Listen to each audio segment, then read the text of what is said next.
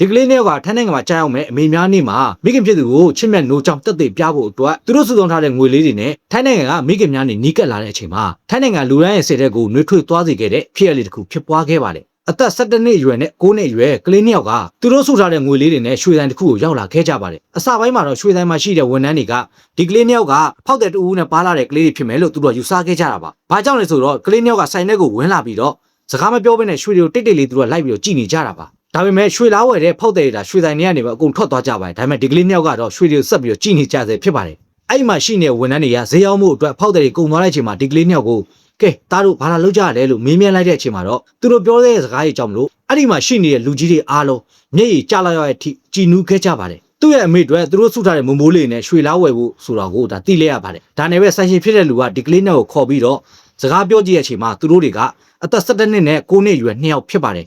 ပြီးလို့ရှိရင်သားတို့မှာပတ်စံဘလောက်ပါလဲလို့မေးမြန်းခဲ့တဲ့အချိန်မှာတော့သူတို့ကတအုပ်ကိုဘတ်1000ပါတယ်ဆိုပြီးတော့ဒါဆိုင်ရှင်ဖြစ်တဲ့လူကိုပြန်ပြီးတော့ပြောခဲ့ပါတယ်ဒီဘတ်1000ဆိုတာဒီခေတ်ဒီကာလနဲ့ဆိုလို့ရှိရင်ကလေးတွေမှာရှိတဲ့အမောက်ကတော်တော်များနေပါပြီအဲ့ဒါနဲ့ရွှေတိုင်းပိုင်ရှင်ကလည်းသူတို့သဘောကျသွားပြီးတော့အမျက်ဆုံးမြူပြီးလို့ရှိရင်လက်ခဘွေမပါဝင်ပဲနဲ့ရွှေရဲ့အလေးချိန်တိုင်းပဲရွှေရဲ့တန်မိုးတိုင်းပဲသူတို့ကိုရောင်းချပေးလိုက်ပါတယ်